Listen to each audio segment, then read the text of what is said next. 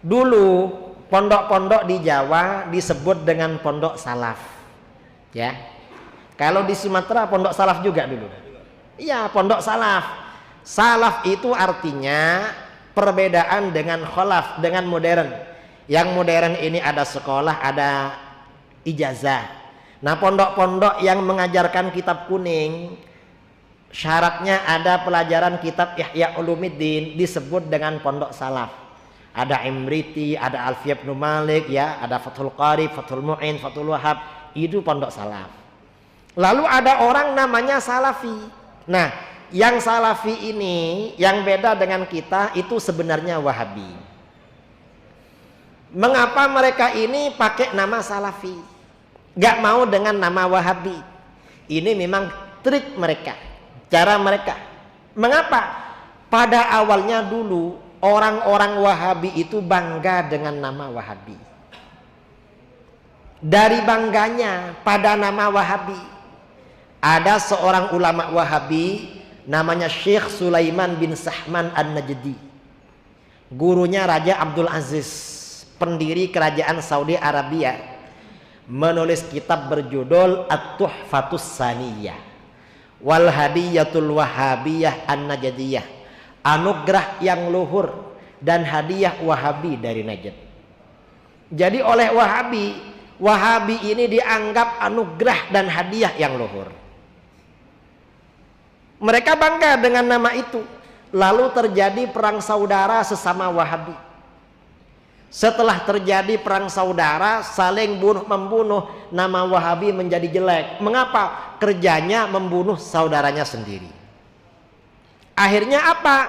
Karena Wahabi ini tidak percaya diri dengan nama Wahabi, merasa malu, minder, karena kesannya jelek. Wahabi ganti nama Salafi. Namanya Salafi. Karenanya Wahabi yang di sini namanya Salafi. Kalau dibilang Wahabi, mereka enggak, Kiai, saya ini bukan Wahabi. Apa? Kita ini Salafi. Gak mau dengan nama Wahabi. Tapi kalau ada orang berbicara Wahabi, mereka tersinggung duluan. Katanya bukan Wahabi, tapi kok orang berbicara Wahabi tersinggung. Ya, mereka ini cuma nama aja. Dan ini gak cocok, nama Salafi bagi mereka gak cocok. Mengapa gak cocok? Karena Salafi secara syarak, yang dimaksud Salafi itu, Salafi ini kata Syekh Muhammad Said Ramadan Al-Buti, itu bukan pemikiran, tapi marhalah zamaniyah mubarakah, fase perjalanan yang diberkati, yaitu 3 abad pertama di dalam Islam. Itu namanya salaf. Jadi orang yang hidup pada abad pertama, kedua dan ketiga itu kaum salaf. Setelahnya itu kebalikan salaf, yaitu kaum khalaf. Kalau orang Wahabi mengaku dirinya Salafi, loh, mereka hidup sekarang, bukan hidup dulu. Kok bisa namanya Salafi? Apa mereka itu percaya kepada reinkarnasi? Berarti kan mengadopsi ajaran Hindu. Ini mereka. Problem memang nama Salafi. Dan Wahabi ini ya propagandanya mengikuti manhaj salaf. Padahal ulama salaf itu manhajnya tidak satu.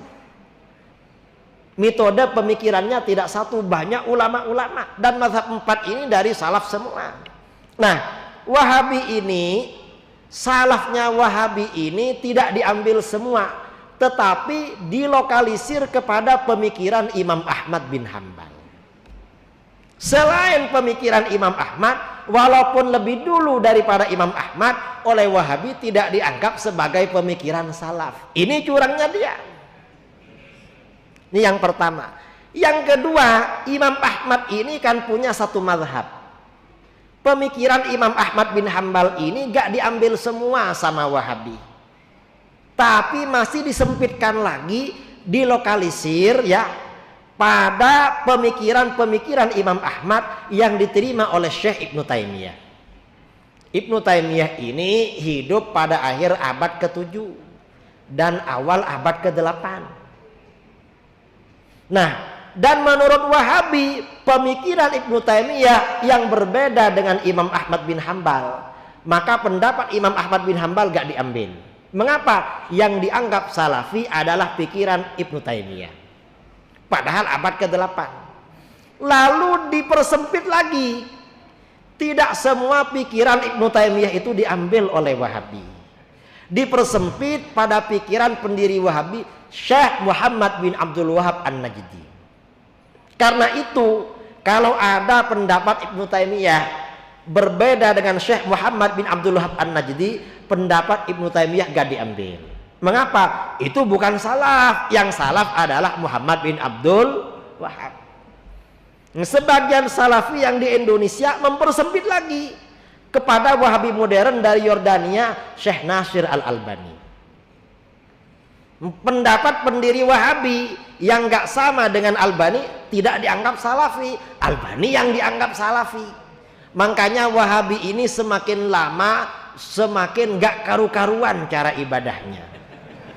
Beda dengan ibadahnya Wahabi yang dulu-dulu.